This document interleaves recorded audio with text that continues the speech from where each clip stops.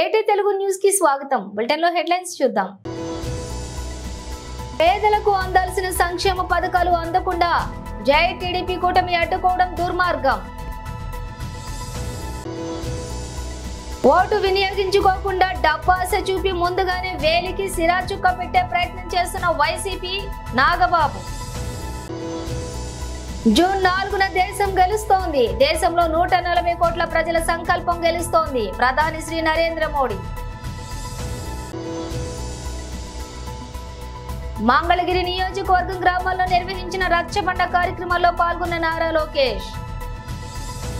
పేదల కోసం పోరాడుతున్న సీఎం వైఎస్ జగన్ కి మద్దతుగా మే 13న ఫ్యాన్ గుర్తుకు ఓటు వేసి ఎన్సీబీఎన్ కి రాజకీయ సమాధి కట్టాల్సిన అవసరం ఉందని కోరుతున్న ఎమ్మెల్యే హఫీజ్ ఖాన్. ఆంధ్రప్రదేశ్ రాష్ట్రంలో గత 5 సంవత్సరాల నుంచి సచివాలయం వ్యవస్థ గాని, వాలంటీర్లు గాని, సంక్షేమ పథకాలు గాని ప్రతి ఒక్కరికి ఇంటికి విపక్ష లేకుండా, లంచాలు లేకుండా జగన్మోహన్ రెడ్డి గారు పంపించారు. కానీ ఎలక్షన్లు దగ్గర వస్తున్నాయి. వాలంటీర్లని చూస్తే, ఈ సంక్షేమ పథకాలని చూస్తే చంద్రబాబు నాయుడు గారు ఏమీ చేయలేదు, జగన్మోహన్ రెడ్డి గారు చాలా బ్రహ్మాండంగా పరిపాలన అందించారు అని చెప్పి అనుకుంటారు జనాలు. వాళ్ళు మర్చిపోయేటట్టు చేయాలా అని చెప్పి, వాళ్ళకి ఇబ్బంది అయినా పర్వాలేదు అని చెప్పి ఫస్ట్ వాలంటీర్లను ఇంటికి పోకుండా చంద్రబాబు నాయుడు ఆపాడు. పెన్షన్దారులు, వృద్ధులు దాంట్లో చాలా పెద్ద మనుషులు, నడవలేని పరిస్థితి వాళ్ళది. అయినా వాళ్లకు కూడా పెన్షన్ మాత్రం ఇంటికి తీసుకుని వెళ్లి ఇయ్యకూడదు వాలంటీర్ల ద్వారా అని చెప్పి మళ్ళీ అది కూడా ఆపిచ్చేశాడు. ఈ రోజు చూస్తే వైఎస్ఆర్ చేయూత ఉండని, రైతు ఇన్పుట్ సబ్సిడీ ఉండని, ఆసరా ఉండని, జగనన్న విద్యా దీవెన ఉండని, ఇవన్నీ స్కీమ్స్ కి సంబంధించిన డబ్బులు కూడా విడుదల చేపియాలని చెప్పి జగన్మోహన్ రెడ్డి గారు చంద్రబాబు నాయుడు ఆపింటే కోర్టుకు వెళ్లి ఆ నిధుల్ని విడుదల చేయాలని చెప్పి ఆర్డర్ తీసుకుని వస్తే దానిని కూడా ఈ రోజు ఎలక్షన్ కమిషన్ కి ఫిర్యాదు చేసి ఆపేయడం జరిగిందంటే ఎంత దుర్మార్గంగా చంద్రబాబు నాయుడు వ్యవహరిస్తున్నాడు అనేది మనమందరం అర్థం చేసుకోవాల్సిన అవసరం ఉంది. అక్కడికి కూడా ఆగకుండా మళ్లీ ఆయనకు తొత్తుగా పనిచేస్తున్న ఒక పార్టీ నవతరం పార్టీ, ఆ నవతరం పార్టీతో కోర్టులో కూడా కేసు వేపించడం జరుగుతుంది. ఆంధ్ర రాష్ట్ర ప్రజలారా మీరు గమనించండి, జగన్మోహన్ రెడ్డి గారు ప్రతి ఒక్క పేదవానికి మేలు చేసే విధంగా పరిపాలన అందించారు. కానీ చంద్రబాబు మాత్రము కుట్రపూరితంగా రాజకీయం చేసి ప్రతి ఒక్కరిని ఇబ్బంది పెట్టే విధంగా రాజకీయం చేస్తున్నాడు తన లబ్ధి కోసం. చాలా మంది చెప్తుంటారు పెద్ద మనుషులు, నువ్వు మంచిది చేయకపోయినా చెడు మాత్రం చేయొద్దు అని చెప్పి. చంద్రబాబు నాయుడు మంచిదే మాత్రం చెయ్యడు గాని చెడు మాత్రం ఈరోజు విద్యార్థులకి, మహిళలకు, రైతులకు, వృద్ధులకు ప్రతి ఒక్కరికి కూడా ఈరోజు చేసి చూపిస్తున్నాడు. కాబట్టి మనమందరం కలిసి కట్టుగా జగన్మోహన్ రెడ్డి గారి వైపు నిలబడాలా. ఎందుకంటే మన గురించి జగన్మోహన్ రెడ్డి గారు యుద్దం చేస్తున్నాడు ఈ చంద్రబాబు నాయుడు పైన. కాబట్టి మనమందరం కూడా కలిసి కట్టుగా వచ్చి జగన్మోహన్ రెడ్డి గారిని కాపాడుకోవాలి, ఆయనని బలపరచాలి. మే 13న ఫ్యాన్ గుర్తు పైన ఓటు వేసి ఈ చంద్రబాబు నాయుడుకి రాజకీయ సమాధి కట్టాల్సిన అవసరం ఉంది అని చెప్పి మీకందరికీ తెలియజేసుకుంటున్నా. ఓటు హక్కు వినియోగించుకోకుండా ఉండాలని బెదిరిస్తూ డబ్బు ఆశ చూపి ముందుగానే చేతికి వేలికి సిరాచుక్క పెట్టే ప్రయత్నం చేస్తున్న వైసీపీ నాయకులు దుర్మార్గాన్ని అడ్డుకోవాలి. అందరికీ నమస్కారం. ఈ ఎలక్షనీరింగ్ ప్రాసెస్ లో వైసీపీ వాళ్ళు మరొక నీచత్వానికి శ్రీకారం చుట్టారు. 12వ తారీఖు అర్ధరాత్రి నుంచి ఈ వైసీపీ గూండాలు, రౌడీలు, ఈ సన్నాసులందరూ ప్రతి ఇంటికి డబ్బులు అందజేస్తూ పోలింగ్ బూత్స్కి వెళ్లకుండా వేళ్ల మీద ఈ నల్ల సీర మార్కు వేసేసి వాళ్ళని ఓటు వెళ్ళినా కూడా డిస్క్వాలిఫై అయ్యేలాగా ప్లాన్ చేస్తున్నారు. అంటే ప్రతి ఓటరు డబ్బు తీసుకుని ఇంట్లో ఉండిపోవాలి తప్ప బయటికి వెళ్లేటువంటి ఆస్కారం లేకుండా చేస్తున్నారు. ఈ విషయాన్ని నేను ఈసీకి, chief election commissioner of Andhra Pradesh, ఆర్ఓలకి అందరికీ కూడా నేను ఇన్ఫార్మ్ చేస్తున్నాను. Please take it very seriously. అంటే ఓటుకి డబ్బులు ఇవ్వడంతో పాటు, అది కూడా భారీ ఎత్తున ముట్ట చెప్తుంతో పాటు, ఓటుకి 10,000, 15,000 ఇస్తూ కూడా వేళ్ల మీద సిరాచుక్కలు వేసేసి ఆ ఓటర్ యొక్క ఓటు వాల్యూ లేకుండా పోలింగ్ బూత్కి వెళ్తే నువ్వు ఆల్రెడీ వేసావు కాబట్టి నువ్వు డిస్క్వాలిఫైడ్ అని చెప్పడానికి ప్లాన్ చేస్తున్నారు. ముఖ్యంగా ఇది పిఠాపురంలో జరగబోతుందన్న విషయం నాకు తెలిసింది. సో పిఠాపురంలో ఉండేటువంటి ప్రతి ఒక్కరికి మనస్ఫూర్తిగా నేను వినవించేది ఏంటంటే, మీరు డబ్బు తీసుకోవటమా తీసుకుపోవటం అనేది మీ వ్యక్తిగతమైనటువంటి చాయిస్. కానీ అట్లీస్ట్ ఈ చీరా చుక్క వేసేసి ఓటుకి వెళ్ళనివ్వకుండా, పోలింగ్ బూత్కి వెళ్ళనివ్వకుండా మిమ్మల్ని ఆపితే మాత్రం అది నిజంగా మనిషికి, మన భారతీయుడికి భారత రాజ్యాంగం ఇచ్చిన హక్కుని వాళ్ళకు కాలు రాస్తున్నట్టు. అంటే మీ ప్రాణాలు తీయటం ఎంత భయంకరమైన విషయమో, మీ వ్యక్తిగత జీవితాన్ని హననం చేయడం ఎంత భయంకరమైన విషయమో, మీ ఆత్మగౌరవాన్ని దెబ్బతీయటం ఎంత భయంకరమైన విషయమో, మీరు ఓటు హక్కుకి వినియోగించుకోవడానికి మీరు బూత్స్కి వెళ్లకుండా మీ వేలు మీద సిరా చుక్క వేసి మిమ్మల్ని డిస్క్వాలిఫై చేస్తున్నారు. ఈ సందర్భంగా నేను ముఖ్యంగా పిఠాపురంలో ఉండేటువంటి ప్రతి కార్యకర్తకి, ప్రతి జనసేన, బీజేపీ, టీడీపీ కార్యకర్తలందరికీ చెప్తున్నాను, పారా హుషార్, కాపలా ఉండండి. ఎవడైనా ఈ పని చేస్తే ఒప్పుకోకండి. అలాగే పిఠాపురం ఓటర్లు కూడా ఈ విషయంలో జాగ్రత్తగా ఉండండి. మీ వేళ్ల మీద సీరా చుక్కలేసి డబ్బులు ఇచ్చి ఈ పని చేయబోతున్నారు.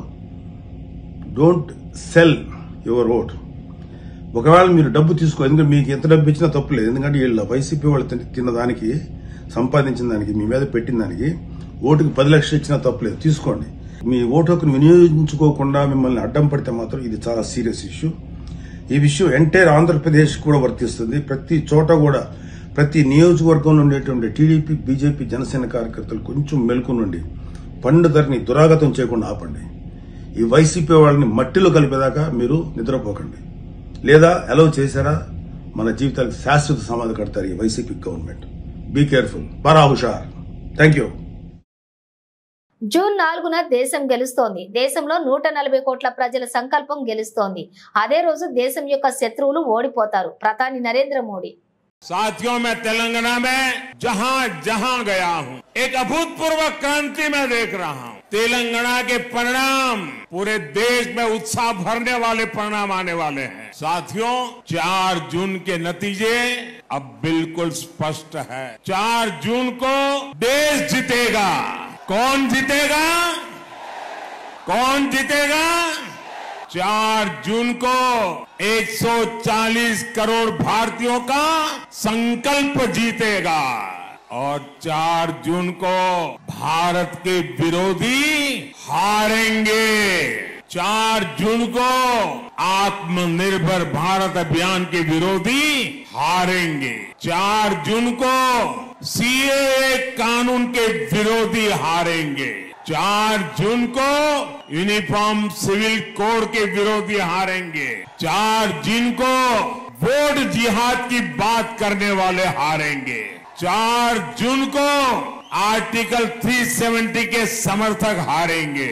4 जून को ट्रिपल तलाक के समर्थक हारेंगे. 4 जून को भ्रष्टाचार के समर्थक हारेंगे. 4 जून को तुष्टीकरण के समर्थक हारेंगे. కమలం పువ్వుకు ఓటేద్దాం, బీజేపీని గెలిపిద్దాం. మంగళగిరి నియోజకవర్గం ఆత్మకూరు, ఎప్పటం, వడ్డేశ్వరం గ్రామాల్లో నిర్వహించిన రచ్చబండ కార్యక్రమాల్లో పాల్గొన్న టీడీపీ జాతీయ ప్రధాన కార్యదర్శి నారా లోకేష్. 5350 ఓట్లతో ఓడిపోయిన రోజు బాధ కలిగింది. ఓడిపోయిన రోజు ఆవేదన వచ్చింది. అది ప్రజలకి నేను చెప్పుకోలేకపోయాను. కానీ రెండో రోజు నుంచి ఆ బాధ, ఆవేదన నాకు కసి పెంచింది. మళ్ళీ 5 సంవత్సరాలు కష్టపడతాం, మంగళగిరి ప్రజలు మంచి గెలుచుకున్నాం, ఆనాడు నిర్ణయించుకున్నాం. ఆంధ్ర రాష్ట్రంలో 170 నియోజకవర్గాలు ఉన్నాయి. ఏ నియోజకవర్గంలో జరిగిన విధంగా 29 సంక్షేమ అభివృద్ధి కార్యక్రమాలు మీకోసం మీ లోకేష్ చేశారు. అంటే 2 మున్సిపాలిటీల ఆరోగ్య కేంద్రం ఎన్టీఆర్ 25 సంవత్సరాల రాజకీయాలు 2 కుటుంబాల మధ్యన నడిచినాయి. ఇప్పుడు గుండెపైన చేపెట్టుకుని ఆలోచించుంటుంది. వాళ్ళు ఏనాడైనా వాళ్ళ సొంత నిధులతో నేను చేసిన పనుల 10% చేశారో తల్లి ఇచ్చారా? ప్రజా సమస్యలు ఏనాడు తెలుసుకున్నారో తల్లి? అమ్మ, ఒక యువకుడిని ఉత్సాహవంతుంది, పనిచేసేదానికి వచ్చేస్తుంది. కొంచెం తెల్లగడ్డ ఉంది అంతే, ముస్లిం అనుకోడు, రంగేస్తాడు రాదు అంతే. అన్నా ఇష్టం ఏమన్నాను, ముస్లిం ఉన్నప్పుడు లేదు. ఒక కుర్రోడిని ఉత్సాహవంతుడిని పని చేసేదానికి వచ్చా. అమ్మా, నియోజకవర్గంలో ఓడిపోతే పక్క నియోజకవర్గంలో కంచుకోటికి వెళ్తారు. నేను వెళ్ళలేదమ్మా. పార్టీలో చాలా బలవంతం చేశారు. 2 నియోజకవర్గాలు ఎంచుకోండి, నేను చేయమని చెప్పాను. ఎప్పుడైతే చేస్తున్నా ముందర ఓటు మీద అంగీకరించిన వ్యక్తత యువకుడిని ఉత్సాహవంతుడు నాకు కసింది. 5 సంవత్సరాలు మంగళగిరి ప్రజల మనసు తెలుసుకుని భావిస్తున్నా. అందుకే మంగళగిరిలో పోటీ చేస్తా. మంగళగిరిలో తెలుగుదేశం, జనసేన, భారతీయ జనతా పార్టీ కలిసికట్టుగా ఇక్కడ పసుపు జెండా ఎగిరేసే బాధ్యత నేను తీసుకుంటాను. 3130 కిలోమీటర్లు పాదయాత్ర చేసిన ఇంకా ఎలక్షన్ కమిషనర్లో నేను అరవదు అంటే గ్రాడ్యుయేట్ ఎన్నికలు ఉంటే అప్పుడు పండగలు వచ్చి అరే బాబు నువ్వు పండగను ఆగ్రా బాబు నువ్వు ఊరేళ్ళు అంటే తప్ప నేను ఒక్కరోజు కూడా బ్రేక్ తీసుకున్నా. కుటుంబం గురించి ఎప్పుడు పట్టించుకోలే, రోడ్ల మీద తిరిగాను. అది నాలో ఉన్న కసమ్మ. బాబు గారిని అరెస్ట్ చేస్తే చూశాను 53 రోజులు ఎలా కష్టపడ్డాను నేను. అదే రేట్ల ఆ కసి నాలో ఉందమ్మా. పని చేసేదానికి వచ్చా. భారతదేశంలో 4,000 అసెంబ్లీ స్థానాలు ఉన్నాయి. వాళ్ళ అభివృద్ధి సంక్షేమం ఎక్కడ బాగా జరిగిందంటే దానికి చిరునామా కేర్ ఆఫ్ అడ్రస్ మంగళగిరి చేసే బాధ్యత మీలోకి తీసుకుంటారు. మీరు చూస్తే ఏదో ఆర్థిక సాయాన్ని డబ్బులు ఇచ్చిన చేతులు దులుపుకుంటారు. ఎలా ప్రజల్ని పేదరికం నుంచి బయటకు తీసుకురావాలి. మన ప్రధానమంత్రి గారు వచ్చినప్పుడు కూడా చెప్పా, రోజు చేపిస్తమే కాదు ఎట్లా చేప పట్టాలని నేర్పించాలి, అప్పుడే పేదరికం నుంచి బయటకు రాగలుగుతారని. అందుకే మీరు చూస్తే అది నా లక్ష్యం. పేదరికం లేని మంగళగిరి నా లక్ష్యం. దాని కంపెనీలు తీసుకొస్తా. మన యువతకి ఇక్కడనే ఉద్యోగాలు ఉపాధి కల్పిస్తా. నేను ఐటీ శాఖ మంత్రి ఉన్నప్పుడు కంపెనీ తీసుకొచ్చేది పైకి నేనే మర్చిపోయా. కానీ బ్రహ్మ వెళ్ళింది మొన్న 580 మంది మనందరం చూసాం బాబు గారిని ఎలా అరెస్ట్ చేశారు. ఏం తప్పు చేయని చంద్రబాబు నాయుడు గారిని 53 రోజులు జైల్లో బంధించారు. ఆనాడు బాబు గారిని జైలుకు పంపించారని బ్రేకింగ్ న్యూస్ వచ్చినప్పుడు నాకు ఫోన్ చేసిన మొదటి వ్యక్తి పవన్ కళ్యాణ్ గారు. ఆ రోజు పవన్ కళ్యాణ్ గారు నాకు ఫోన్ చేసి ఒకే ఒక మాట, లోకేష్ ధైర్యంగా ఉండదు, నీకు ఒక అండగా నేను నిలబడతానని. అందుకే నేను ఎక్కడికి వెళ్ళినా పవన్ అన్నాను పిలుస్తున్నా. నా తల్లి ఎప్పుడు కష్టాలు వచ్చినా ఫోన్ చేశాను. ఆ 53 రోజులు ఎప్పుడు కష్టాలు వచ్చినా నీ సలహా ఏంటి, ఇట్లా అనుకుంటున్నా ఏం చేద్దాం. ఒక అన్నలాగా నిలబడ్డాడు, నన్ను ప్రోత్సహించాడు. ఇంకా చేయి, ఇక్కడ చేయి, ఇట్లా చేస్తే బాగుంటుంది సలహాలు ఇచ్చాడు. అది నేను జీవితాంతం గుర్తుపెట్టుకుంటానని ఈ సభాముఖం అందరికి చెప్తున్నాను. మా రాజకీయాల్లో ఒక విధానంతోనా మనకు భిన్నాభిప్రాయాలు ఉండొచ్చు, కానీ ఎప్పుడు వ్యక్తిగతంగా ఉండకూడదు. అందుకే మీరు చూస్తే 2014 నుంచి పవన్ అన్న ప్రభుత్వాన్ని సపోర్ట్ చేశారు. ఆయన సపోర్ట్తో 2014లో గెలిచాం. 2019లో వ్యక్తిగత కారణాలు కాదు, పాలసీ మ్యాటర్లో పోటీ చేయలేదు, అయిపోయింది. ఇప్పుడు కలిసికట్టుకు వచ్చాం. దానికి కారణం ఒకటే సైకో జగన్మోహన్ రెడ్డిని తరిమి కొట్టాలని. అదే లక్ష్యంతో మేము పనిచేస్తాం. ఎందుకంటే రాష్ట్రం చాలా నష్టపోయింది. ఈరోజు పదవులు నాకు ముఖ్యం కాదు, ప్రజల బతుకు నాకు ముఖ్యం. యువత గుజరాత్ కు పెట్టుబడులు రావాలి, తెలంగాణలో మాత్రం కత్తులతో పొడుచుకు చావాలా అని సీఎం రేవంత్ రెడ్డి అన్నారు. నిజంగానే బీజేపీ మత విద్వేషాలు రెచ్చగొట్టి రేపు రాబోయే ఎన్నికల్లో 5, 6, 7 ఎంపీలు గెలిస్తే ఈ రాష్ట్రంలో ప్రభుత్వం ఏర్పాటు చేయాలని మతాల మధ్యలో మనుషుల మధ్యలో చిచ్చు పెట్టి కత్తులతో పరుచుకుంటే పెట్టుబడులు వస్తాయా? ఉన్నాయి తరలిపోతే మన భూములేం కావాలి, మన బతుకులేం కావాలి, మన ఉద్యోగాలేం కావాలి, మన పరిశ్రమలు ఎటు పోవాలి? మిత్రులారా, బీజేపీ గెలవడానికి రాష్ట్రాన్ని సర్వనాశనం చేసుకుందామా? ఆలోచన చెయ్యండి, చెప్పండి. అర్ణమ్మని ఎంపీ చేయడానికో, ఎవరినో విశ్వేశ్వరరెడ్డిని కేంద్ర మంత్రిని చెయ్యడానికో, ఈటెల రాజేందర్ గారికి అధికారంలో కుర్చీలో కూసబెట్టడానికో రాష్ట్రాన్ని బలిద్దామా? ఇవాళ ఆలోచన చేయండి. ఇది ఎన్నికలు కాదు. ఈ ఎన్నికలను అడ్డం పెట్టుకొని మనుషుల మధ్యలో విషం చిమ్మించి మనుషుల మధ్యలో గోడలు కట్టి తెలంగాణను ఎడారిగా మార్చి తెలంగాణను పడావు పెట్టి ఇవాళ తెలంగాణ ప్రజల ప్రాణాల మీద నరేంద్ర మోడీ గారు ఢిల్లీలో గద్దెనెక్కాలనుకుంటున్నాడు. గుజరాత్ ఏమో బాగుండాలి, గుజరాత్లో ఏమో పెట్టుబడులు ఉండాలి, తెలంగాణలో మాత్రం కత్తులతో పొడుచుకోవాలి, ఇక్కడ ప్రజలు జావాలి, ఇక్కడ నిరుద్యోగంతో మనం మలమల వాడాలనా? గుజరాత్ టైటాన్స్ సారథి శుభమన్ గిల్ కు 24 లక్షల భారీ జరిమానా పడింది. స్లో ఓవర్ రేట్ కారణంగా ఈ భారీ ఫైన్ వేశారు. అహ్మదాబాద్ వేదికగా చెన్నై సూపర్ కింగ్స్ తో జరిగిన మ్యాచ్ లో టైటాన్స్ స్లో ఓవర్ రేట్ తో బౌలింగ్ చేసింది. కాగా ఈ సీజన్ లో ఇలా స్లో ఓవర్ రేట్ తో బౌలింగ్ చేయటం ఆ జట్టుకు ఇది రెండోసారి. దీంతో కెప్టెన్ తో సహా 11 మంది ఆటగాళ్లకు కూడా జరిమానా వేయడం జరిగింది. వీరితో పాటుగా ఇంపాక్ట్ ప్లేయర్ కూడా ఉన్నారు. 11 మంది ప్లేయర్లకు 6 లక్షలు లేదా మ్యాచ్ ఫీజులు 25% ఫైన్ వేస్తారు. ఈ రెండింటిలో ఏది తక్కువ ఉంటే దాన్ని వసూలు చేయడం జరుగుతుంది. ఇక శుక్రవారం జరిగిన మ్యాచ్ లో డిఫెండింగ్ ఛాంపియన్ సిఎస్కేను 35 పరుగుల తేడాతోటి గుజరాత్ చిత్తు చేసింది. కెప్టెన్ శుభ్మన్ గిల్, సాయి సుదర్శన్ ఇద్దరు శతకాలతోటి చెలరేగారు. గిల్ 55 బంతుల్లో 104 పరుగులు చేయగా సుదర్శన్ 51 బంతుల్లో 103 రన్స్ చేశాడు. ఈ ద్వయం ఏకంగా రికార్డు స్థాయిలో 210 పరుగుల భాగస్వామ్యం అందించింది. ఇక ఈ సీజన్ లో ఇప్పటి వరకు 12 మ్యాచ్లు ఆడిన జీటీ 10 పాయింట్లతోటి పాయింట్ల పట్టికలో 8వ స్థానంలో ఉంటే చెన్నై 12 పాయింట్లతోటి 4వ స్థానంలోని కొనసాగుతోంది. మెదక్ పార్లమెంట్ కాంగ్రెస్ పార్టీ అభ్యర్థి నీలం మధు ముదిరాజును భారీ మెజారిటీతో గెలిపించాలని టీపీసీసీ అధికార ప్రతినిధి, నియోజకవర్గం ప్రచార కమిటీ చైర్మన్ పల్లె రామచంద్ర గౌడ్ అన్నారు. ఈ సందర్భంగా ఆయన నిజాంపేట మండల కేంద్రంలోని శుక్రవారం విలేకరుల సమావేశంలో మాట్లాడుతూ అట్టడుగు వర్గాలకు చెందిన బీసీ బిడ్డ నీలం మధు ముదిరాజును భారీ మెజారిటీతో గెలిపించాలని కాంగ్రెస్ పార్టీ అధికారంలోకి రాగానే 3 నెలల్లోనే 6 గ్యారంటీల పథకాలను అమలు చేసిందన్నారు. కాంగ్రెస్ పార్టీని విమర్శించే హక్కు బీఆర్ఎస్ కు, బీజేపీ పార్టీకి లేదన్నారు. 10 సంవత్సరాలు అధికారంలో ఉన్న 2 పార్టీలు కూడా అభివృద్ధి ఏమీ చేయలేదని విమర్శించారు. పార్లమెంట్ ఎన్నికలలో పోటీ చేస్తున్న బీజేపీ పార్టీ అభ్యర్థి రఘునందన్ రావు వాడిపోయిన పువ్వని, 3 సంవత్సరాలు ఎమ్మెల్యేగా ఉండి దుబ్బాకలో చేసింది ఏమీ లేదన్నారు. బీఆర్ఎస్ పార్టీ కుటుంబ పాలనకు విసుగు చెంది పార్టీలో ఉన్నటువంటి కార్యకర్తలు, నాయకులు కాంగ్రెస్ పార్టీలో చేరుతున్నారని తెలిపారు. కేంద్రంలోని కాంగ్రెస్ పార్టీ అధికారంలోకి వస్తే అన్ని వర్గాల వారికి సముచిత న్యాయం కల్పించేలా రాహుల్ గాంధీ కృషి చేస్తారన్నారు. అదే రకంగా బీఆర్ఎస్ పార్టీకి సంబంధించిన వ్యక్తులు, కార్యకర్తలు అందరూ మా పార్టీలోకి వస్తున్నారు. వేలతో పాటు లక్షల మంది వస్తున్నారు. ఈ రోజు చెప్తున్నాను, 1,00,000 కంటే ఎక్కువ మెజార్టీతో నీలం మధు గారు గెలుస్తారని చెప్తున్నాను. బీఆర్ఎస్ పార్టీ అనేది ఒక రకంగా చెప్పాలంటే ఇంతకు ముందు వాళ్ళది ఒక రేస్ గుర్రం లాగా పరిగెత్తేది, అది పడిపోయింది. రేస్ గుర్రం పడిపోతే దాన్ని కాల్ చేసి తింటారు.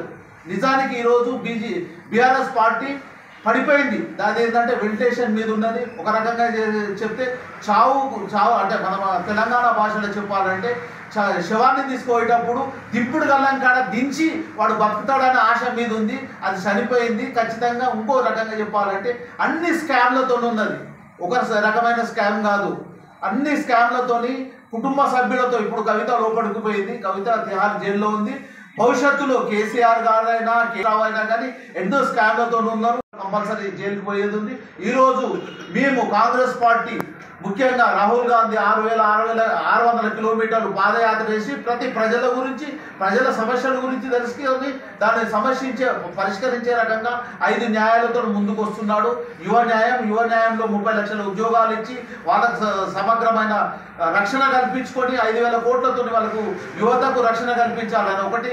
రైతు న్యాయంలో వాళ్ళకు సంబంధించిన రుణాలను మాఫీ చేసేసి ఈ జిఎస్టీలో వాళ్ళకు సంబంధించిన ఎలాంటి పరికరాలు అంటే వాళ్ళ వస్తువులలో ఎగుమతి దిగుమతుల్లో ఎలాంటి జిఎస్టీ ఉండొద్దని ముఖ్య ఉద్దేశం.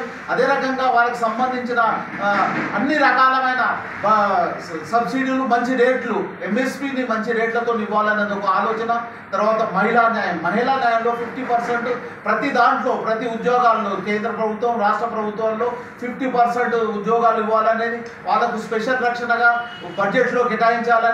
సమన్యాయంలో అంటే అన్ని కుల, మత, వర్గం లేకుండా కులగణన చేసి ప్రతి ఒక్కరికి కూడా అన్ని రకాలుగా రక్షణ కల్పించి మేమెంతో ఎన్ని వర్గాలలో ఉన్న బీసీ, ఎస్సీ, ఎస్టీ వర్గాల వారికి సంబంధించి పూర్తిగా వాళ్ళకు కులగణన చేసి అన్నిటికీ వాళ్ళకు ఆర్థిక భారం లేకుండా ఆర్థిక రక్షణ చేయాలనేది ఒకటి.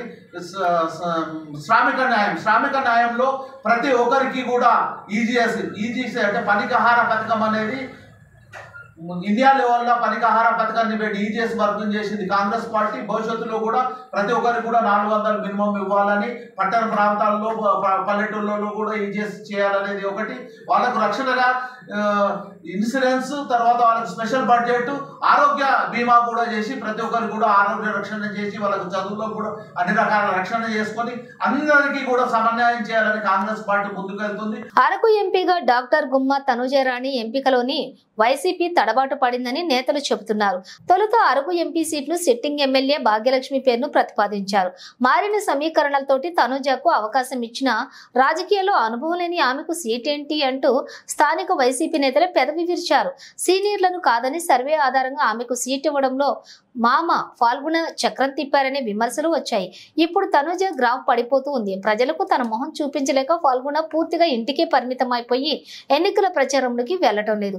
వాస్తవానికి అరకు, పాడేరు, కురుపాం, సారూరు, రంపచోడవరం, పార్వతీపురం, పాలకొండ అసెంబ్లీ నియోజకవర్గాల్లోని ఇప్పటికే బీజేపీ అభ్యర్థి కొత్తపల్లి గీత కాలికి బలపం కట్టుకుని మరీ మండు టెండర్లోని సైతం చుట్టేశారు. కమలం గుర్తుకు ఓటేసి గెలిపించాలని అన్ని వర్గాల్ని కోరారు. ఏపీలో పాలన పడకేసిందని, తానొస్తే గిరిజన గ్రామాల్ని అభివృద్ధి చేస్తానని, కూటమి నేతల్ని గెలిపించాలి అంటూ అభ్యర్థించారు. మోడీ మెచ్చిన గీతమ్మకు గిరిజనులు కూడా బ్రహ్మరథం పడుతున్నారు. మరి ఆమె గెలుపుకు నల్లేరు మీద నడకేనంటున్నారు. ఇక చెట్టి పాల్గొన గారికి, అలానే Araku observers and ZP chairperson గా ఉన్న శ్రీమతి సుభద్ర గారికి, అలానే మాజీ ఎమ్మెల్యే గారు అండ్ ఇంకొక సొంత గ్రామం నుండి మొట్టమొదటి మహిళగా నాకు అరకు పార్లమెంట్ అభ్యర్థిగా అవకాశం కలిగించిన మన ముఖ్యమంత్రి జగన్మోహన్ రెడ్డి గారికి నా కృతజ్ఞతలు. మన ఉక్కుంపేట మండలం ఎంత ప్రత్యేకం అంటే, మా మావయ్య గారైన చెట్టి పాల్గొన గారు గత ఎలక్షన్స్ లో ఇదే మండలం నుండి స్టార్ట్ చేశారు. అదే విధంగా మా హస్బెండ్ అయిన వినయ్ గారు కూడా ఇదే మండలం నుండి బైక్ ర్యాలీని స్టార్ట్ చేశారు. ఈ మండలం ఇంకా ప్రత్యేకం ఎందుకంటే, మా గ్రామమైన అడ్డుమండ గ్రామం నుండి మా నాన్నగారైన శ్యామ్ సుందర్ గారు సర్పంచ్ గా ఉన్నారు. అదే విధంగా మా అత్తయ్య గారైన అనురాధ గారిది కూడా సేమ్ సొంత ఊరు సన్యాసంపాలెం, సేమ్ ఉక్కుంపేట మండలం. అంతేకాకుండా రానున్న ఎన్నికల్లో మన ఉక్కుంపేట మండలం నుండి ఎమ్మెల్యే అభ్యర్థిగా, ఎంపీ అభ్యర్థిగా మాకు ఇంత అవకాశం కలిగించారు. నాకు అరకు పార్లమెంట్ అభ్యర్థిగా ఇంత మంచి అవకాశం కల్పించిన మన జగన్మోహన్ రెడ్డి గారికి నా కృతజ్ఞతలు. అదే విధంగా డాక్టర్ గా నా పరిధి కొంతమంది వరకే ఉండేది, కానీ ఇంత పెద్ద అవకాశం కలిగించి 7 నియోజకవర్గాల్లో లక్షలాది మందికి సేవ చేసే అదృష్టం నాకు కలిగించిన జగన్మోహన్ రెడ్డి గారికి, అలానే మన వైవి సుబ్బారెడ్డి గారికి నేను జీవితాంతం రుణపడి ఉంటాను. అలానే మన భారతదేశంలో 140 కోట్ల జనాభా ఉంటే ఓన్లీ 543 పార్లమెంట్ సీట్లు ఉంటే అందులో నాకు ఒక స్థానం కల్పించిన జగనన్నకు, మన వైపీ సుబ్బారెడ్డి గారికి నేను జీవితాంతం రుణపడి ఉంటాను. జగిత్యాల రూరల్ మండలం పరిధిలోని జాబితాపూర్ గ్రామంలో శనివారం మాజీ సర్పంచ్ అంకం మమతా సతీష్ ఆధ్వర్యంలో ఉపాధి హామీ కూలీలను కలిసి సమావేశమై బీఆర్ఎస్ నాయకులు ఎన్నికల ప్రచారం నిర్వహించారు. ఈ సందర్భంగా వారు మాట్లాడుతూ, కొట్లాడి తెచ్చుకున్న తెలంగాణ ఆగమవుతుందని, కాంగ్రెస్ ను బీజేపీని నమ్ముకుంటే నెట్టేట ముంచేశారని తెలియజేశారు. నిజామాబాద్ పార్లమెంట్ ఎంపీ అభ్యర్థి బాజిరెడ్డి గోవర్ధన్ కు కారు గుర్తుపై ఓటు వేసి గెలిపించాలని కోరారు. జగిత్యాల రూరల్ మండలం జాబితాపూర్ గ్రామంలోని శనివారం మాజీ సర్పంచ్ అంకం మమతా సతీష్ ఆధ్వర్యంలో ఉపాధి హామీ కూలీలను కలిసి ఎన్నికల ప్రచారం నిర్వహించారు. ఈ సందర్భంగా వారు మాట్లాడుతూ, కొట్లాడి తెచ్చుకున్న తెలంగాణ ఆగమవుతుందని, కాంగ్రెస్ ను బీజేపీని నమ్మితే నట్టేట ముంచేశారని గుర్తు చేశారు. నిజామాబాద్ పార్లమెంట్ ఎంపీ అభ్యర్థి బాజిరెడ్డి గోవర్ధన్ కు కారు గుర్తుపై ఓటు వేసి అత్యధిక మెజారిటీతో గెలిపించాలని కోరారు.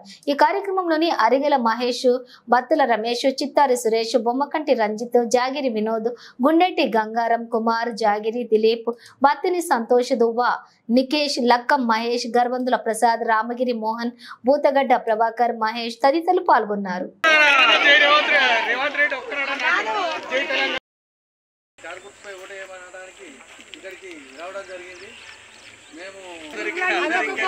అందరు ఇక్కడనే ఉంటే అక్కడ ఎవరు లేరు. ఆ ఉద్దేశం కొద్ది మన చైర్మన్ గారు కూడా వచ్చారు, కానీ ఆ రోజు అంత మంది లేరు. ఈరోజు వచ్చి ఇక్కడనే చెప్తామని చెప్పి ఈరోజు ఇక్కడికి రావడం జరిగింది. ముఖ్య ఉద్దేశం ఏంటంటే, ఇప్పుడు మన కేసీఆర్ గారు ఏంది, ఇప్పుడు అంతకుముందు ఎట్లుండే, ఇప్పుడు ఎట్లుంది అనేది మీరు అందరూ గమనిస్తున్నారు. కేసీఆర్ గారు ఎవరు చెప్పకపోయినా, ఎవరు అడగకపోయినా ప్రతి సంక్షేమ కార్యక్రమం మొదలుపెట్టారు. రైతు బంధు ఎవరు అడగలేదు, కళ్యాణ లక్ష్మి ఎవరు అడగలేదు, పిల్లలకు సన్న బియ్యం బయటపని ఎవరు అడగలేదు. 300 గురుకులాలు ఉండే, ఇప్పుడు మన దగ్గర ఉన్న వాళ్ళ దాదాపు చాలా మంది గురుకుల స్కూళ్ళలో చదివేటోళ్ళు ఉన్నట్టున్నారు. తెలంగాణ రాకముందు మనకు 300 గురుకుల స్కూళ్ళు ఉండే. తెలంగాణ అంతా వట్టి 300 గురుకుల స్కూళ్ళు ఉంటాయి. ఇప్పుడు 1300 గురుకుల పాఠశాలలు పెట్టిన ఘనత కేసీఆర్ గారు అని చెప్పి చెప్పక తప్పదని చెప్పి అంటున్నా. ప్రతి విషయంలోనూ ఇంకా కేసీఆర్ గారు లేకపోతే ఈ కరెంట్ ఏదైతుందో 24 గంటల కరెంట్ ఏదైతుందో ఇంక 20 ఏళ్ళు అయినా కానీ ఈ 24 గంటల కరెంటు మాత్రం మనం చూసేది కాదు. నాకు తెలిసి పొద్దున 6 గంటలకు పోతే సాయంత్రం 6 గంటలకు అందుతుండే, మళ్ళీ సాయంత్రం మళ్ళీ నైట్ ఏదైతున్నారో మనకు తెలంగాణ వచ్చినప్పుడు 7000 మెగావాట్ల కరెంటు మాత్రమే ఉండే. 7000 మెగావాట్ల కరెంటు నుంచి 24000 మెగావాట్ల కరెంటుకు తీసుకుపోయి ఇప్పుడు 24 గంటలు మనకు కరెంట్ ఇస్తున్నాడు. దాన్ని కనీసం మెయింటైన్ చేసే కెపాసిటీ కూడా లేకుండా రోజుకి 20 సార్లు కరెంటు పోతుందని చెప్పి మీరు కూడా చూస్తున్నారు. ఎప్పుడు పోతుంది కదా అని చెప్పి మన గవర్నమెంట్లో ఒక్కసారైనా పోయిందా? ఇప్పుడు ఎందుకు పోతుంది? అసమర్థ పాలన లేదా? సరే, ప్రతి మహిళకు పెన్షన్లు 2500 మహిళలకు మొత్తానికి పెన్షన్ రానులు ఇక్కడ చాలా మంది ఉన్నారు. వాళ్లకు 2500 ఇస్తా అన్నారు. ఇది వరకు ఒక్క రూపాయి కూడా లేదు. 2000 పెన్షన్ 4000 ఇస్తా అన్నారు. అది ఇది వరకు దిక్కులేదు. రైతు బంధు 10,000 కాదు 15,000 ఇస్తా ఉన్నారు. ఆ 10,000 5,000 ఇప్పుడు మన కేసీఆర్ గారు ఉంచిన 5,000 ఇప్పుడు మొన్నేసారు. కేసీఆర్ గారు ఉన్నప్పుడే 7,000 కోట్లు మనకు రైతు బంధు రుణమాఫీ ఆడ అకౌంట్లో పెట్టిపోతే ఈ గవర్నమెంట్ వచ్చిన తర్వాత ఇతరు కాంట్రాక్టర్లు కొట్టుకున్నాడు ఈ రేవంత్ రెడ్డి. నిజమా కాదా? నేను చెప్పేది ఒక్కటి కూడా అబద్ధం కాదు. 7,000 కోట్లు మన గవర్నమెంట్ కేసీఆర్ గారు ఎలక్షన్ కమిషన్ ఫిర్యాదు చేసి అవి పడకుండా చేసి, సరే పడకుండా అయితే చేసి. బులెటిన్ ముగించే ముందు హెడ్లైన్స్ మరోసారి. పేదలకు అందాల్సిన సంక్షేమ పథకాలు అందకుండా జై టీడీపీ కూటమి అడ్డుకోవడం దుర్మార్గం. ఓటు వినియోగించుకోకుండా డబ్బాస చూపి ముందుగానే వేలికి సిరాచుక్క పెట్టే ప్రయత్నం చేస్తున్న వైసీపీ నాగబాబు. జూన్ 4న దేశం గెలుస్తోంది. దేశంలో 140 కోట్ల ప్రజల సంకల్పం గెలుస్తోంది. ప్రధాని శ్రీ నరేంద్ర మోడీ. మంగళగిరి నియోజకవర్గం గ్రామాల్లో నిర్వహించిన రచ్చబండ కార్యక్రమంలో పాల్గొన్న నారా లోకేష్. ఇవి బులెటిన్ విశేషాలు. మరో బులెటిన్తో మళ్ళీ కలుద్దాం.